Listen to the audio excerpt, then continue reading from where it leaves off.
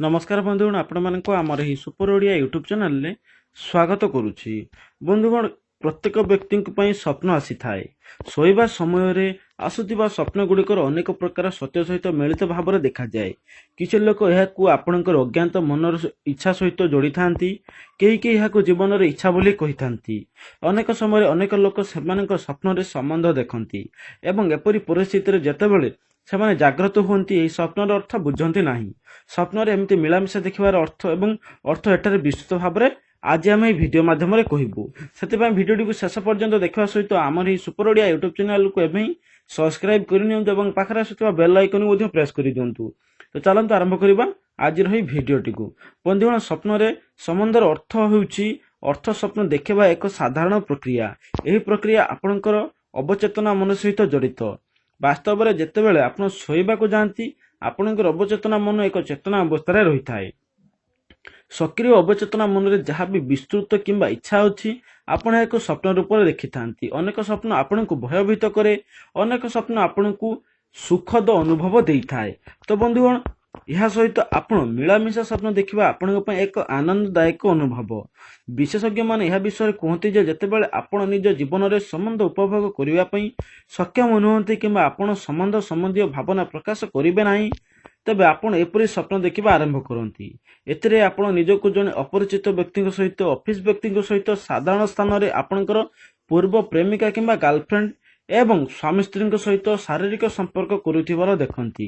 परवर्ती समय आपन को कहा जायछि जे स्वप्न गुड़िकर अर्थ कोन एवं सेमाने आपन को कोन सूचाई थांती। स्वप्न रे जने अपरिचित व्यक्ति सहित शारीरिक संपर्क रखिबार अर्थ हेउछि जो माने स्वप्न रे संबंधर अर्थ जानती सेमानक पई एपरि एक यह साधारण कथा। एपरि स्वप्न गुड़िक आपणकर लिबिडो स्थिति एक भल सूचना देई थाए। एपरि एक स्वप्न सहित आपणकर मस्तिष्क आपण को कहिया पई चेष्टा करे जे आपण शारीरिक आवश्यकता पूरण हेउ नाही। एपरि स्वप्न देखिबा परे मन को शांत रखिबा पई चेष्टा करिबा उचित। आपणकर मन को शांत करिया पई एक भल एवं निरापद उपाय खोजिबा उचित।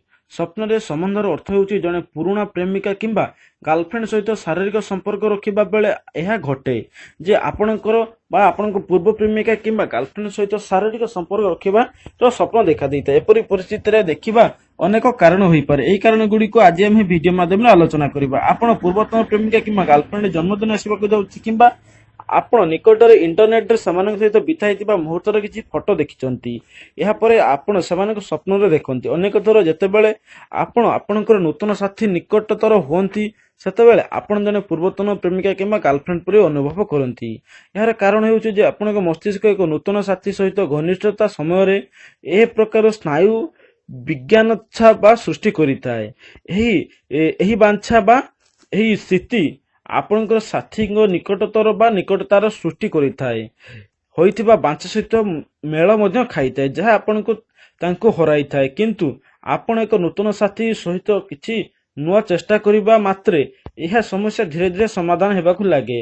एक नूतन संपर्क रे असुविधा हेबो एवं आपण नूतन साथी को पुराना साथी सहित तुलना करिबा अविवाहित मध्य एपरि एक स्वप्नर कारण होई पारे। जेतेबेले आपण अविवाहित तेबे आपण पूर्व साथी को बारंबार मिस करंती, जे कारण एपरि स्वप्न देखिबा आरंभ करंती।